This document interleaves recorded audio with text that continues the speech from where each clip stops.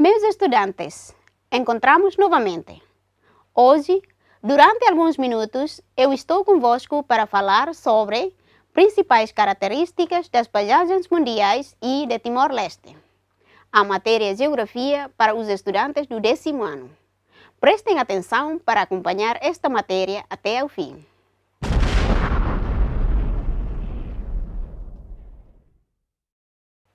As paisagens terrestres são caracterizadas pelos elementos que as compõem, o que permite classificá-las em paisagens naturais e em paisagens humanas ou humanizadas.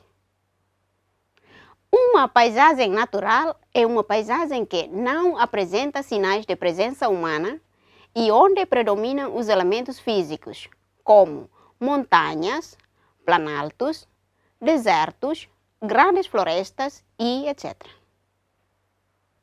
Uma paisagem humanizada é uma paisagem que sofreu alterações mais ou menos profundas provocadas pelo homem e onde predominam os elementos humanos, como cidades, aldeias, estradas, pontes, fábricas, campos cultivados, etc.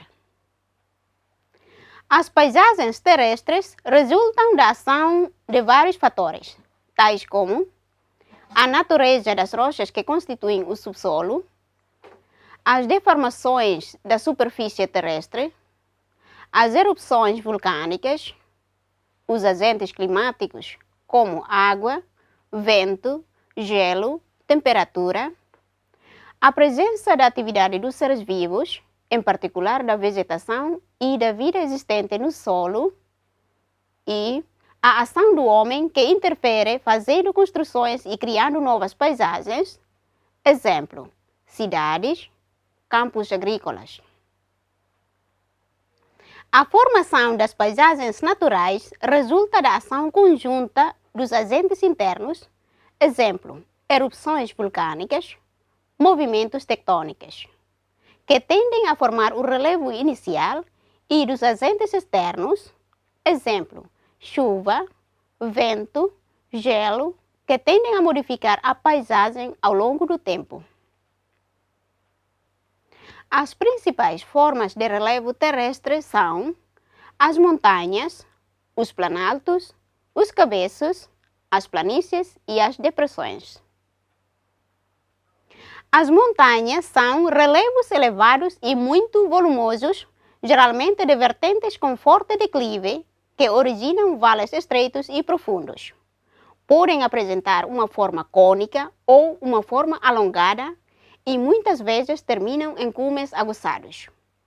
A maior cadeia montanhosa do mundo é a dos Himalaias, na Ásia, onde se situa o ponto mais alto da Terra, o Monte Everest, com 8.848 metros de altitude. Os planaltos são superfícies elevadas, mais ou menos planas no cimo, apresentam vertentes de forte declive e vales estreitos e profundos. Alguns planaltos na região dos Himalaias, como o do Tibete, atingem altitudes superiores a 5.000 metros. Os cabeços são relevos de reduzida altitude, de vertentes com declives suaves e de cumes mais ou menos arredondados. Resultam, na maior parte dos casos, de relevos mais elevados que foram desgastados ao longo de muitos milhões de anos. As planícies são superfícies mais ou menos extensas e planas, de baixa altitude. Podem resultar da acumulação de sedimentos transportados pelos cursos de água, exemplo, rios, ribeiras, e designam-se planícies sedimentares de acumulação ou planícies aluviais. As depressões são superfícies com altitudes inferiores às das áreas circundantes. Podem ter uma forma relativamente estreita e muito alongada entre as montanhas e os planaltos e designam-se por vales.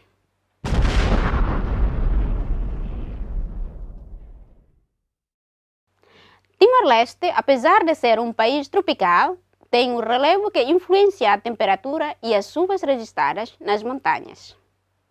A ilha de Timor apresenta uma cordilheira montanhosa com orientação este-oeste que divide o país numa costa norte, bastante irregular, e numa costa sul, que apresenta grandes planícies. O pico mais alto do país é o Monte Tatamailau, com 2.963 metros. Existem ainda outros 4 locais com mais de 2.000 metros, como Cablaque, Merique, Loelaco e Matebian. O relevo de Timor-Leste influencia a temperatura e as chuvas registradas nas montanhas. A ilha está sujeita ao regime das monções entre novembro e maio, período onde chove mais, e os valores de temperatura e umidade também são mais elevados. Timor-Leste apresenta uma grande diversidade de paisagem que vão desde a zona de montanha às planícies e savanas, da selva tropical às florestas de coqueiros e aos arrozais. Os mangais aparecem nas margens das baias e das lagoas e constituem um abrigo contra as fortes correntes. Do lado norte da ilha aparecem terraços do litoral e planaltos de origem coralífera. A costa sul é constituída quase inteiramente por uma vasta planície.